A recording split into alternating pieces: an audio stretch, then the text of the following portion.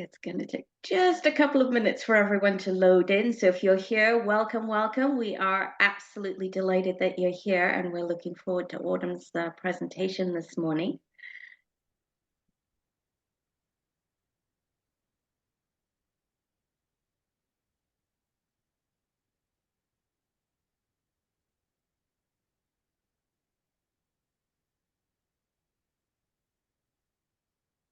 So welcome, welcome. Hello, everyone. My name is Lisa Mortpatland, and I'm the chair of the board of directors for Volunteer Canada. And I'm so pleased to welcome you to this special event with Autumn Peltier. We are so excited to be here. Before we do a little bit of housekeeping, I would just recognize and acknowledge the Indigenous people as the original stewards of the land and the sea, where we live and work and volunteer.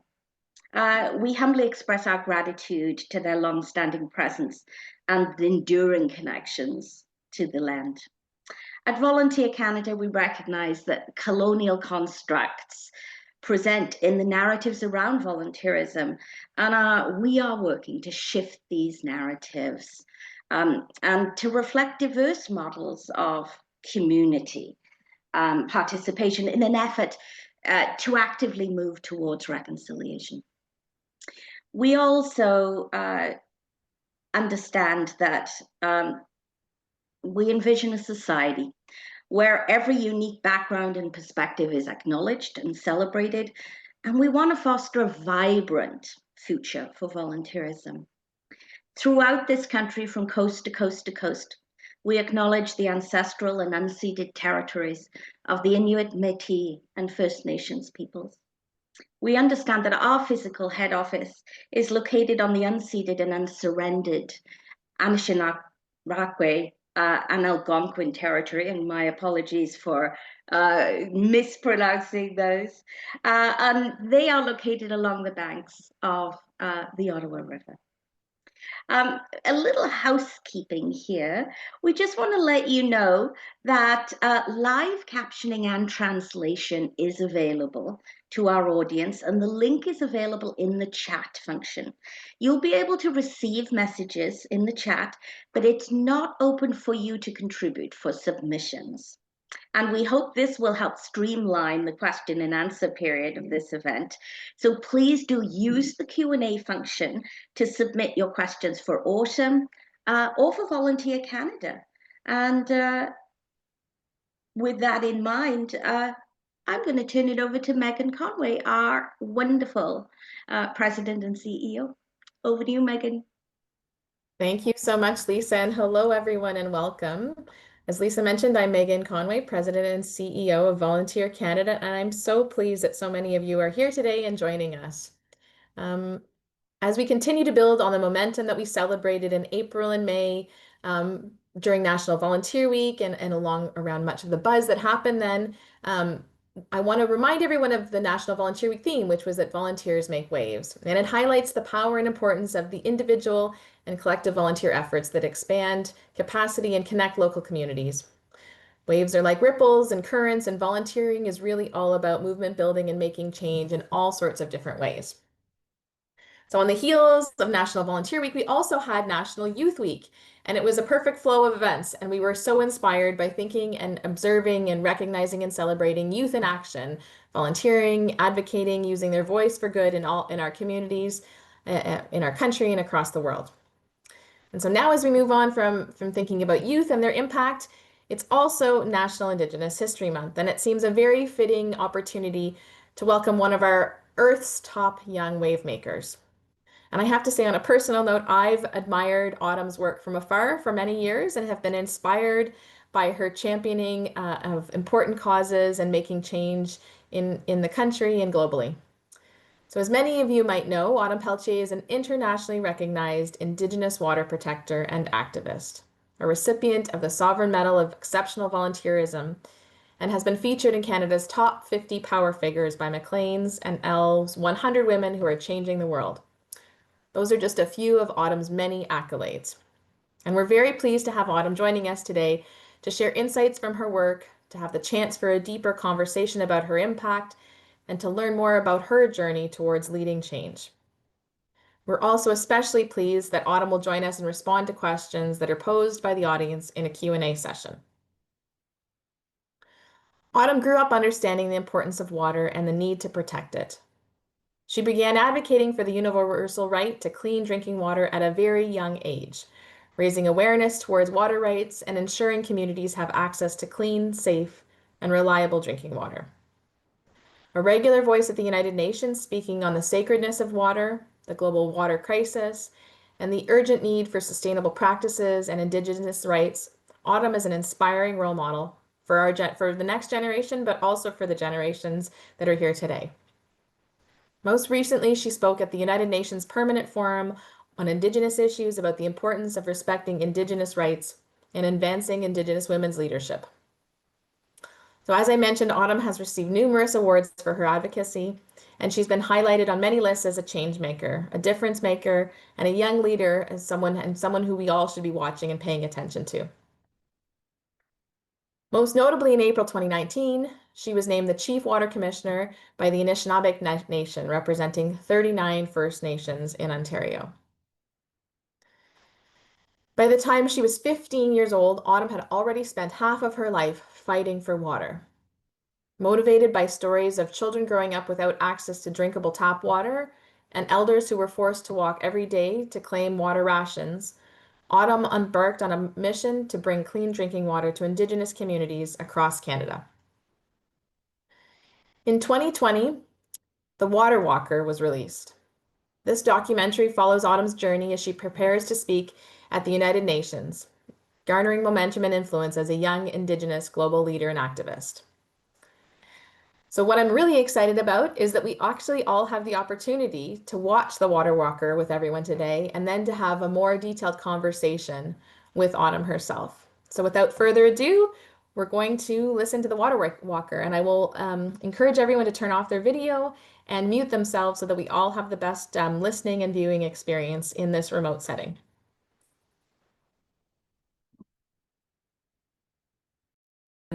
Um, all the work that you've done to really advocate and make change around water rights and around the importance of water, and reminding us all that water is medicine and that we all have the right to have clean, drinkable water. I've grown up spending a lot of my time on the Ottawa River, so I also personally feel attached to the importance of water as something that is sacred and as something that really provides and enables all sorts of good things in life. So I just want to say personally how inspired I have been watching your journey and watching the good work you're doing to advocate for change and to inspiring young people around the world about what they too can do as change makers and as leaders and as advocates. So as we're on our little intermission here, I'm curious, just when you think back about your own life and about the people that were inspirations for yourself, like your great aunt, how have your ancestors and your elders influenced your worldview and your approach to advocacy? Well, in terms of like my view and like my advocacy, I feel like elders have had a very like strong impact on my advocacy and the way that I view like all the problems that I discuss and talk about. So it's like it's mentioned many times like how I grew up in a very traditional way of life and learning my culture, my language, and of course all of like the problems that Indigenous people may face in Canada. So just kind of like having the opportunity to be able to have that has like really helped me with my understanding and like the point of view that I come from when like talking about these things and advocating for these things. But of course, my great auntie Josephine and my grandfather and people like my mother have been very strong influences on the perspectives that I have towards these issues. Yeah, I have a sense that many of those folks have really defined and shaped who you are as both a young woman and a leader for sure. Mhm. Um, When you think a little bit about also working with elders and sort of taking knowledge from folks who are older in your community and who are guides in many ways, and when you think about the work that many of the folks on the call do as leaders in community, as change makers, what advice would you have for all of us about how we can better respect the knowledge that elders pass on to young people and how we might do a better job of enabling some of that connection? I would say mainly just being willing to learn, and always like willing to kind of like learn new things, hear new things, and new perspectives. Because like even with myself, I'm constantly learning, and then even when I attend different conferences or different meetings, there's a lot of stuff that I realized I didn't know, or like just valuable information that you take away from it. So always just being like open to learning and listening is like the best thing to do, and listening to everyone. And I even take like perspectives and knowledge from like indigenous and non-indigenous individuals. I value everybody's like ways of thinking, perspectives, and knowledge. So just being open-minded. Yeah, I love the reminder to be open-minded and also to create space to listen from everyone's different perspectives and ideas and to think about ways that we can be actively listening and incorporating those different perspectives. So I'm fingers crossed. We've crossed our tech bridge, our tech hurdle, and so we're going to go back off camera, Autumn, and we're going to watch the remainder of the Water Walkers, which I'm excited to continue to watch. And fingers, I'm literally crossing all of my fingers and toes and body parts that we have no more tech challenges, and then we're going to come back and continue our conversation. So your intermission's over, everybody. We're going to hopefully watch the video again, and we'll come right back to chatting with Autumn. I'm going to take myself off mute and hope the video shows.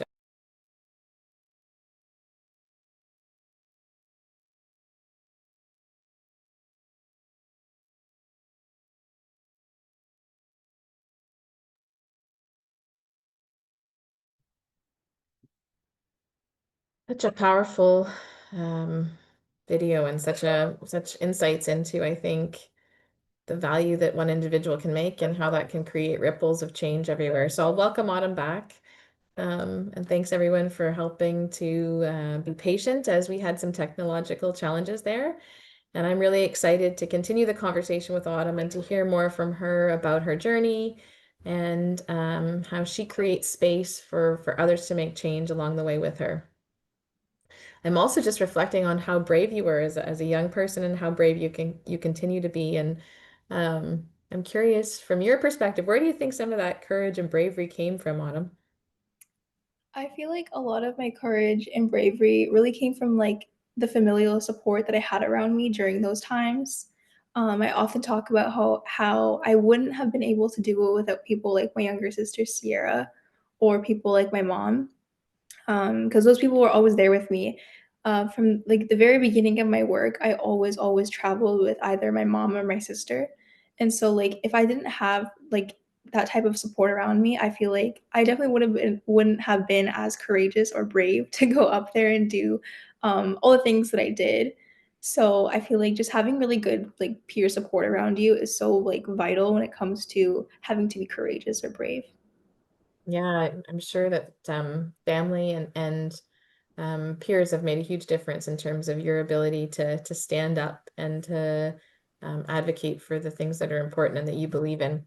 There's a question in the chat that I'm just going to quickly ask because I think it sort of connects to some of this conversation that we're having. But one of the participants has asked the question about, in your opinion, how do you ensure that youth who are either volunteering or working, how can they feel heard, seen, and respected by adults? What are the ways that they can gain the respect of adults who are maybe in positions of power? So I'm curious about your thoughts on that a little bit, Autumn. I feel like in a not so position of power perspective, I feel like that kind of courage will like kind of like reflect my last answer, where you have like really good, like really positive, like familial support or peer support around you. Because like being somebody who like hears them, sees them, encourages them, and all of their ideas and aspirations that they have is so important. And just feeling heard and loved is so important when it comes to building that courage to feel heard, or like even just use your voice in general. And so I feel like that's the first step to kind of like building that like platform to be able to go up and do the same thing in front of like power positions. So I feel like, it starts there. But honestly, really just doing it, and like just kind of like not thinking about it too much, and really just putting yourself out there and like kind of going outside of your comfort zone is like how I've kind of worked through that barrier of feeling like a little bit shy or nervous to be in front of like powerful people or people in powerful positions. Because I feel like just kind of I don't know, like I feel like if you think about it too much, then it's not really authentic. So just kind of just doing it when it's like there and fresh is like kind of like how I go about things. And that's kind of how my Auntie Josephine always told people to kind of go about things as well. She always said that if you have an idea or like an aspiration, or if like you want to do something, you just do it. And so I've kind of always lived by that growing up and through this work.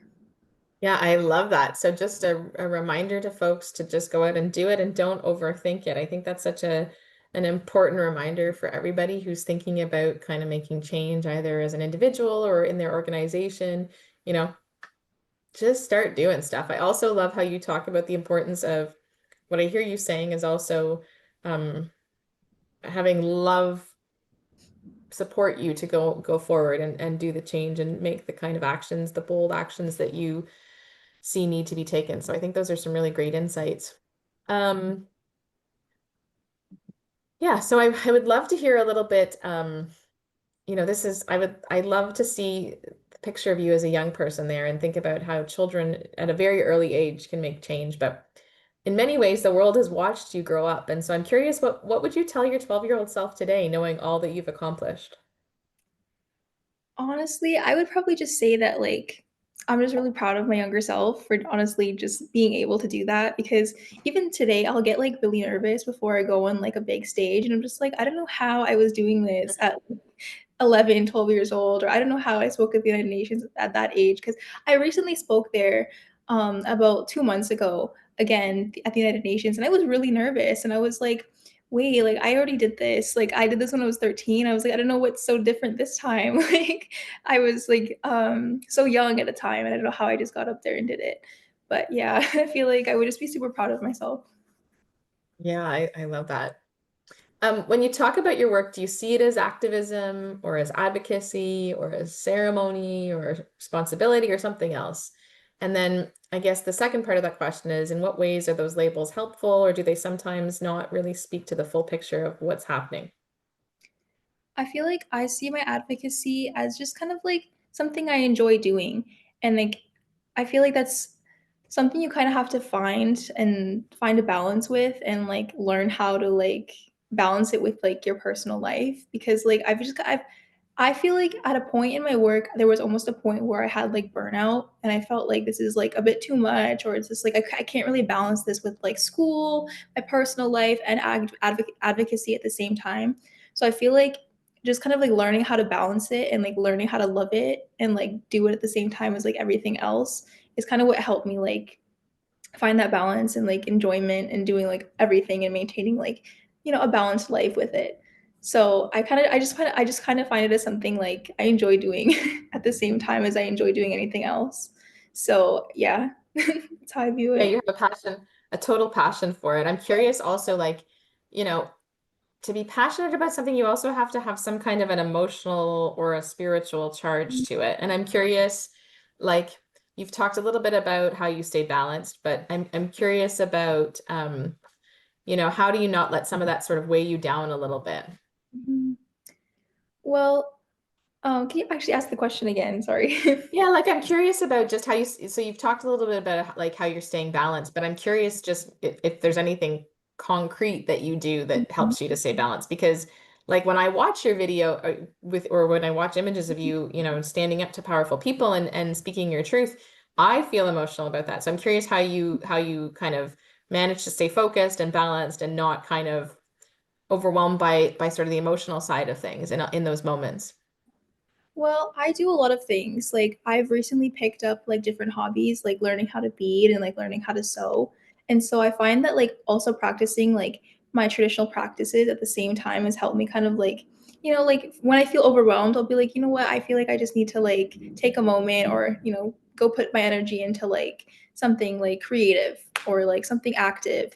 I'll either like pick up like a beadwork that I'm working on because beadwork takes a very long time to do. So there's always something to do or I will go outside, go for a walk, or I've also picked up the hobby the last few years of like going to the gym and like working out, weightlifting. And I find like having like balance where you're able to like, I don't know, like physically put your energy into something like, a creative art or like a physical activity has been so good for like managing the emotional mental end of like balance. I love that. I love that you're both lifting weights but also doing beadwork. That's super fun. So many of us on the call today are working either in social purpose organizations or charities and nonprofits. What's your advice for building strong and respectful relationships with Indigenous communities? And when you think about it, when it's done well, what does it look like? I feel like collaboration between indigenous and non-indigenous people is how like we move forward, because I find that in kind of like my experience with like working with indigenous and non-indigenous, there can be like a lack of understanding. And so I feel like just kind of like creating that within the workplace and like within like your coworkers would be like a good place to start, because I find, I don't know, whether that be in like a workplace like a hospital or the criminal justice system, or even just like an average like I don't know, like office workplace, you know, I feel like just kind of like having that cultural understanding of indigenous people would be like super important to be able to integrate that for learning. And like cultural awareness trainings, like no matter the workplace, I feel like that's important. And having like indigenous employees is like kind of how you create that like collaboration with indigenous people and non-indigenous people to work together, because a lot of like the work that I do is like encouraging collaboration and working together, because that's how we move forward as a community. That's how we move forward as people. Yeah, I love that about knowledge, but also Mhm. that like you have to move beyond knowledge and actually build true collaboration through Mhm. relationships and through having people who are Indigenous, Métis, and you know First Nations actually Mhm. work in your organization or work on Mhm. your cause and bring that perspective to the table. What's one thing that you wish volunteer or funding organizations would stop doing, and one thing that you wish they would start doing to better support movements like yours? Honestly, I don't feel like there's really anything that you could stop doing, because at the end of the day, everybody's efforts count, no matter the size, big or small. And so I feel like just to continue moving forward and, you know, continue doing what you're doing, and um, just continuing with Indigenous collaboration and like cultural awareness um, would be a good way to move forward. And just, I feel like encouraging a lot of like youth voices as well. That's like one thing that I like to always kind of include, is the importance of youth voices. So yeah, just kind of creating that like collaboration between the older generations and younger generations, because again, like young people are like the next leaders of tomorrow, who will be holding these, you know, power positions, roles, and jobs in the future. So Yeah, I love how the video ends and it sort of speaks to the fact that children are doing a lot of the work of protecting the earth and its resources and communities and that adults aren't really doing their job. I think that's a really important message for all of us to sort of sit with and reflect on and think about the ways that adults and all of us are creating space for younger people to step forward and to share and hold power in important ways. I'm thinking also, I mean, you really are seen as someone who's led a lot of environmental justice change in this country. And when you think about water justice, are there voices that you think are specifically missing from your perspective? I wouldn't say specifically missing, but I feel like highlighting the importance of like elders and like knowledge keepers is super important, because for indigenous people, we believe in like traditional oral knowledge, and that's how we pass it down, and that's how we share. And so really kind of like valuing the voices of elders from communities, and you know, just like indigenous voices is so important. So I feel like really taking insight from indigenous elders and people is like a really like good resource for information or traditional knowledge in our generation. And do you have any other sort of suggestions for how to create more space for those voices, especially within the social purpose sector? Um, Really just, I mean, including them. I'm sure if like you ask any indigenous elder to kind of share about you know, indigenous knowledge, they're very willing to share. That's along with like, the youth. A lot of the youth that I've kind of like come across in my field of like work are so willing to like speak up and use their voices, and like looking for opportunities to be able to share their insights and share their knowledge and kind of their perspective. So I feel like, you know, just looking for them. Yeah, I feel super hopeful listening to you, Autumn. I'm curious, how do you feel hopeful about change? Like how are you feeling about this concept of being hopeful? I would say I've felt a lot more hopeful within the last few years because of the rise of young people using their voices. You see a lot more of it nowadays at different like meetings or conferences. You'll see a lot more youth using their voices or as speakers, and like across all of like the places that I've been and all the stages that I've been, I find that the most meaningful connections that I've made and like the meaningful like insights and perspectives have come from like the young people. Like the most powerful voices in the room are always the young people, in my personal opinion at least. And so I feel like a lot of like my hope comes from that because we're so like-minded and we have kind of the same like thoughts and values about the future. And so I feel like that's kind of what gives me like courage and hope in our future generations as we kind of move forward. And always just keeping in mind that like the young people, like like the new generations today, are like the ones that will be inheriting these roles. And so I feel like that's why I have so much hope in the young people these days. Yeah, and I think you've been a really great role model to so many young people. I I have a son who's in grade 4 and a daughter in grade 1, and I don't know if you know this, you probably do, but did you know that young people begin learning about you and the change you've made in curriculum as early as grade 3? I think that's pretty impressive. So what would you tell like both Indigenous and non-Indigenous youth today who feel like they maybe can't make a difference? So like what advice would you give them or feedback would you give them? I feel like my advice would be again that no effort is too small or too big, and that all efforts matter and all voices matter, because I find whether that's young people or like older people as well, you never like nobody really realizes how powerful our voices really are. And our voices are so powerful. Like they have the power to create change, and they have the power to create like tensions. They have the power to do so much. And so like voices are so powerful, and whether like what you're saying is big or small, it's like always so important, because I always kind of like relate that to when I first started speaking. I was just speaking in front of my school at a native language speaking contest, and I was just speaking within my community in front of my classmates and teachers. And I had no idea that day or those times that I would ever make it as far as I have, like to world stages like the United Nations. Like I never like anticipated that I would ever make it there. And so like doesn't matter how small your effort is, it's like you never really know how far something so small will take you. Yeah, I love that. I love that it was like speaking in like a native language Yeah. public speaking contest that you got your start. I encourage everyone to practice public speaking because you never know where it'll take you. Yeah. Um, Mhm. so when you think about the future, I think you've received a ton of accolades, including the Sovereign Medal of Exceptional Volunteerism from the Governor General and the Lieutenant Governor from Ontario. As selfless as volunteering is, do you think like how important do you think volunteering is in today's context? Well, I feel like volunteering is, just putting yourself out there and, gaining experience and just like putting yourself outside of your comfort zone sometimes, depending on the situation. And I feel like that's a big part of just kind of like just doing it and just getting out there. And a lot of the work that I do is volunteering and, just like volunteering my time, volunteering my voice. And I feel like that's the same for anybody else who wants to do the same. And I feel like you never really know like how impactful something so small can like take you, or, it's just like, honestly, I feel like it's a really good thing. Yeah, just get out there and try it and see what happens for sure. This is like your opportunity to tell us all to do one important thing. But if everyone here on the call today, whether whether they're individuals or represent organizations, but if you could tell us one thing that we could do tomorrow to support your work, what would that be? Well, I feel like a lot of you are probably parents or have a niece, nephew, somebody young in your life. And I feel like continuing this conversation would be like a good thing to do in terms of like moving forward, or something you can do after this like Zoom call.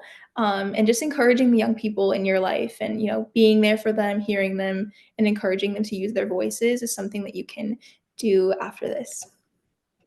Yeah, that's great. I have lots of young people in my life, and I'm gonna take to heart your advice about encouraging them to use their voice and to stand up for what they believe in small and big ways for sure. I'm gonna just take a little look. There's quite a few comments and questions in the chat. So I'm gonna just turn to the chat, and we've got a little bit more time here for conversation. But if you, okay, I'm gonna just ask you about a book, and you might not have one, but if you were to recommend a book by a First Nations, Métis, or Inuit author, who would you recommend? In terms of books, and like learning like my traditional knowledge or whatnot, I don't really read about it. I prefer to get it orally because we believe in like our traditional knowledge being orally passed down.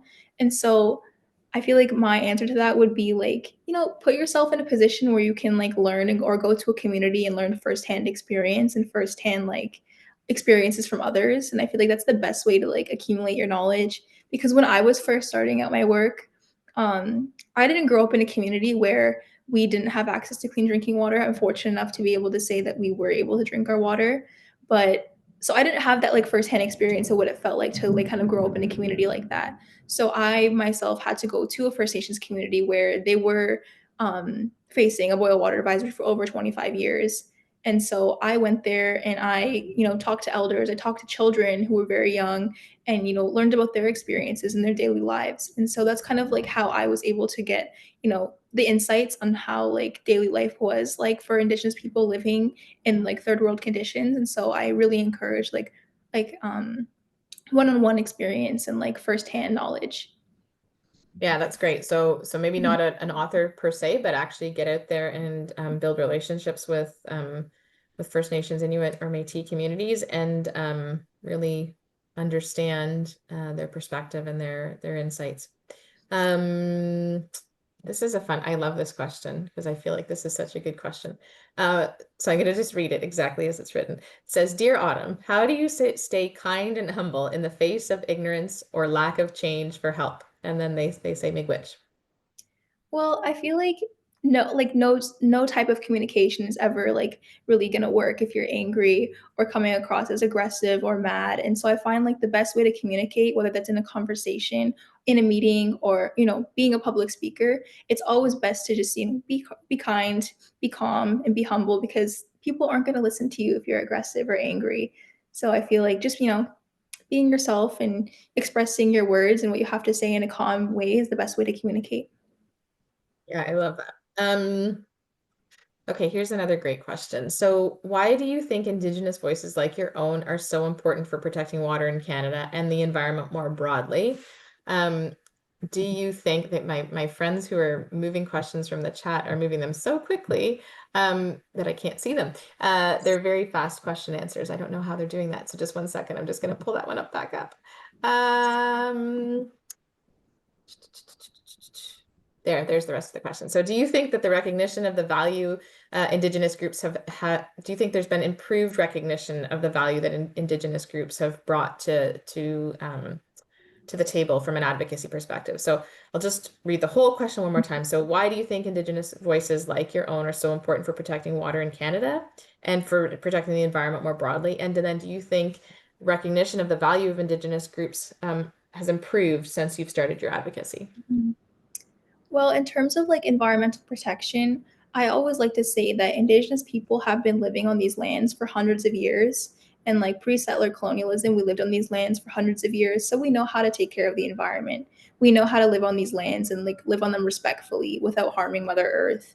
And so we also believe that when we're born Anishinaabe people, born Indigenous people, that we're automatically given the right and the responsibility to be caretakers of the land, the water, our people, of course, and our culture. And so it's kind of like a natural born, like inherited right to be like a water protector, to be somebody who advocates and uses your voice for our people. And so I feel like that's kind of why it's so important to kind of hear from Indigenous voices and Indigenous people when specifically talking about like environmental protection, because, again, we've been living on these lands for hundreds of years and we've been living on them respectfully. And so that's kind of my answer to the first part. But for the second part, from the time that I started my work, I feel like it was more fighting for our like message and our rights to be heard. And like, because like at the very beginning, I knew a lot of people who weren't aware of like Indigenous issues in Canada, or that Indigenous people were living in third world conditions, or that Indigenous people didn't have access to clean drinking water. I knew a lot of people who weren't aware of that because you wouldn't see that often in media or represented in like anywhere. And so I feel like that's kind of one of the main parts that I've seen be changed over the years and over time, is like the representation of Indigenous people in media and like the representation of like Indigenous, like this racism and discrimination or issues being represented and talked about in the media is like the biggest change that I've seen. Yeah, thank you for that. Those are some great insights for sure. Um, so when you think about what are some of the most effective methods or methods that create concrete, positive, and sustainable change that you think you've seen throughout your work and your life? I feel like the most concrete methods I've seen is honestly kind of just like collaborating and listening and working together. And it doesn't matter if like we're Indigenous or not Indigenous, or doesn't matter what the color of our skin is or how rich or poor we are. Everybody's rights are equal rights, and like everybody's voices are equal voices. And so I feel like just kind of collaboration and understanding from like everyone, whether that's Indigenous or non-Indigenous, because these issues aren't just First Nations issues. These are issues you see across all countries all over the world. From all races of people, you see these issues being faced by somebody. And so these aren't things that only First Nations people should be talking about or, advocating for. These are basic human rights that we're talking about. So including everybody in these conversations and, including all perspectives from all walks of life.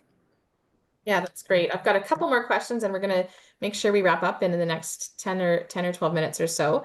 And these have been consolidated questions from the chat. So I'm going to do my best to make sure I summarize these well. But what are some of the Canadian-based issues that are on your radar right now? And then what are some of the partnership and collaboration best practices that you're seeing to address those? I think that right now, the issues that are kind of like concerning like my advocacy right now would be racism, discrimination, water rights, and missing and murdered Indigenous women are kind of like some of the main conversations that I'm having right now with my platform. And how they're being discussed really is through like Indigenous represented media. And I feel like that's the best place where you can find like the most reliable like information on those issues. For example, there's an Indigenous company called Seeing Red Media. You can see a lot of like really good information from media platforms like that. And so yeah, those are kind of like the main things that I'm talking about, and a really good place where you can find information about those things or related similar things could be that media platform. Yeah, that's great. So a shout out to Seeing Red as a platform where you can learn more about some of the issues and the experiences of Indigenous peoples. That's a really great resource for sure. And so you've been in advocacy and activism for a long time. What have you noticed in terms of recognition for Indigenous values and voices in your time doing this work?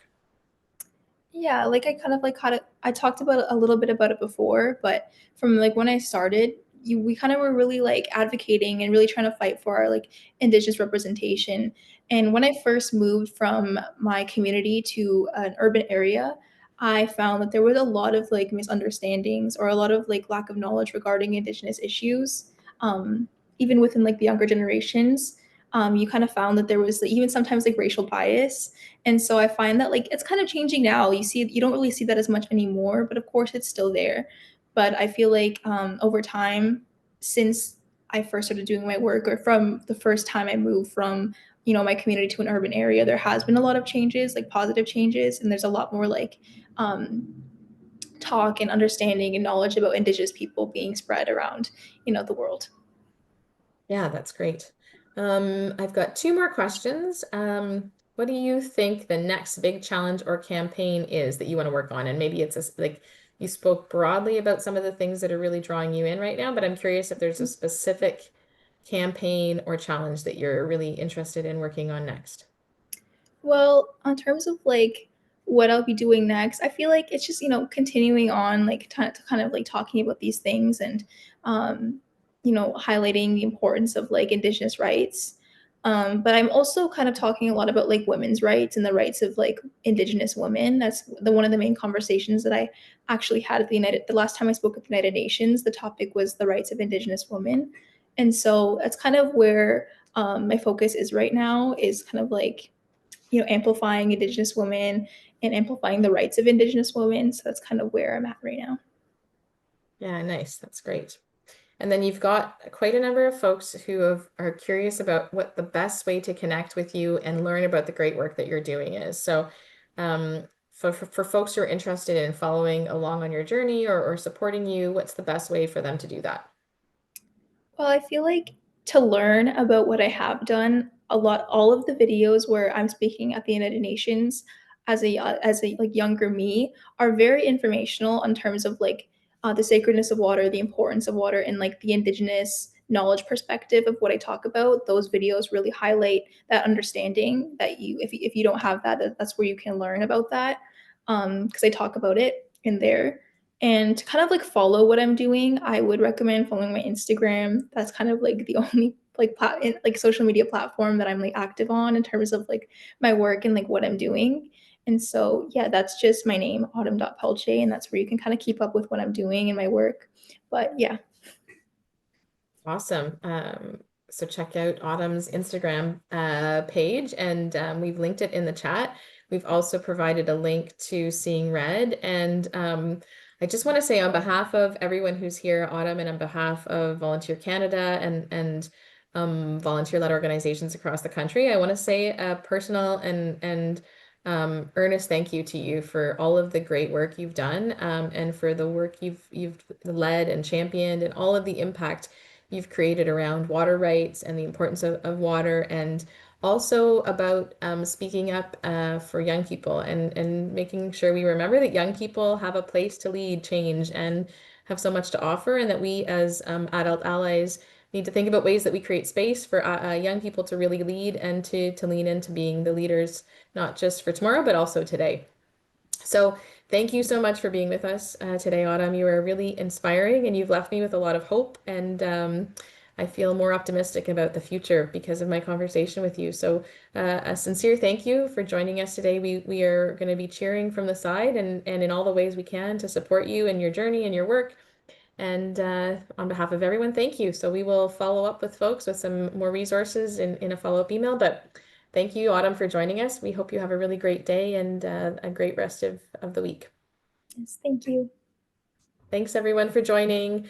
We appreciate you coming and hearing a little bit more about Autumn's journey. And we're going to share some resources in a follow-up email, and are so appreciative for people's really amazing questions in the Q&A session, and their interest in thinking about how we concretely create space to make change and to support youth voices, and to also build stronger relations with Indigenous, First Nations, Métis, Inuit peoples, and around their role in making change and what they have to share in terms of their wisdom and their knowledge and their expertise. So huge thank you to everyone. It's just a little past 2. I feel like I'm more enthusiastic about my day today after speaking and learning about Autumn's journey, and hope everyone has a really great rest of your day.